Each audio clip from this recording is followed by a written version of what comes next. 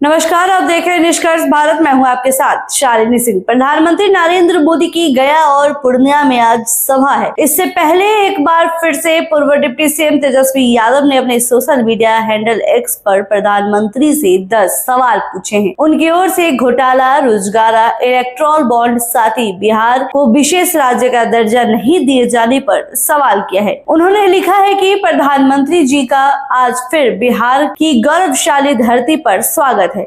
आप पिछले 10 वर्षों से देश के प्रधानमंत्री हैं। आशा है अब आप हर नाकामी के लिए विपक्ष को दोष ना देकर निष्पक्षता से सरकार की खामियों का अवलोकन कर उस पर अपना भाषण केंद्रित करेंगे। तेजस्वी का पहला सवाल ये है कि प्रधानमंत्री जी, जब कोई नेता विपक्ष में होता है, जब वो आपकी नजर में महाभ्रष्ट होता है, लेकिन बीजेपी में आते ही वो ईमानदारी का पर्याय राजा हरिश्चंद्र कैसे हो जाता है? आपके अनुसार 70,000 का घोटाला करने वाले अजीत पवार, प्रफुल्ल पटेल, रेड्डी ब्रदर्स, हेमंत विश्वा शर्मा और मुकुल रॉय, नारायण राणे और अशोक चौहान, शुभेदु अधिकारी इत्यादि जांच झेल रहे हैं। 23 नेताओं को बीजेपी में शामिल कराकर क्या आपने ईमानदारी का परिचय दिया है? दूसरा सवाल यह है कि प्रधानमंत्री जी, विगत चुनावी सभाओं में जब आप कुछ दिन जेडीयू के साथ नहीं थे, तब आप नीतीश सरकार में हुए कथित 33 घोटाले एक लंबी सूची के साथ एक लंबी सांस में गिराते थे। क्या आप अब भी मानते हैं कि वो 33 घोटाले हुए थे?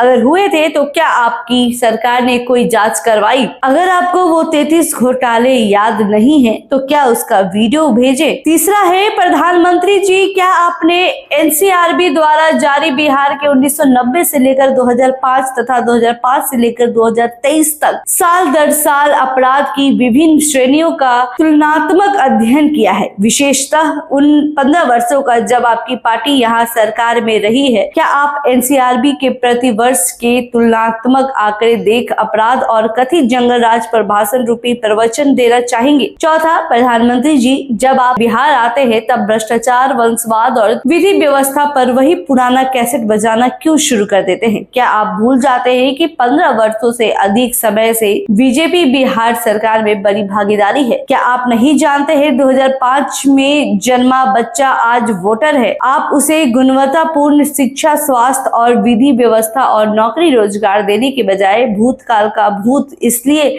दिखाते हैं ताकि वो आपसे नौकरी रोजगार पर सवाल ना कर सके। यह सच बात है ना? वही पांचवा है, प्रधानमंत्री जी, क्या यह सच है कि आप बीजेपी के संगठित, संस्थानिक और व्यवस्थित भ्रष्टाचार को छुपाने के लिए ही हमेशा विपक्ष को भ्रष्टाचारी बताते हैं? छठा, प्रधानमंत्री जी, आपने 5 वर्ष इलेक्टोरल बॉन्ड क्यों चलवाए तथा उसका सबसे अधिक फायदा बीजेपी को ही क्यों मिला? अगर यह इतना पारदर्शी था तो केंद्र सरकार ने सुप्रीम कोर्ट में यह क्यों कहा कि नागरिकों को राजनीतिक पार्टियों का चुनावी चंदा जानने का कोई अधिकार नहीं है? सातवां, आपके अनेक राज्यों के पार्टी प्रत्याशी और सांसद खुलेआम संविधान बदलने के नाम पर वोट मांग रहे हैं। आपने उन सब पर क्या कार्रवाई की? क्या इसका मतलब क्या आप भी उनके संविधान बदलने के इरादे का समर्थन करते हैं? अगर नहीं करते हैं तो इन्हें प्रत्याशी क्यों बनाया गया है? वही तेजस्वी ने 8वां क्वेश्चन में पूछा कि हमने बिहार सरकार में रहते आरक्षण सीमा 75% तक बढ़ाई तथा केंद्र सरकार को इसे संविधान की 9वीं अनुसूची में शामिल करने का प्रस्ताव भेजा था। आपने महीनों बीतने के बाद भी इसे 9वीं अनुसूची में शामिल क्यों नहीं किया? क्या आप आरक्षण के विरुद्ध हैं?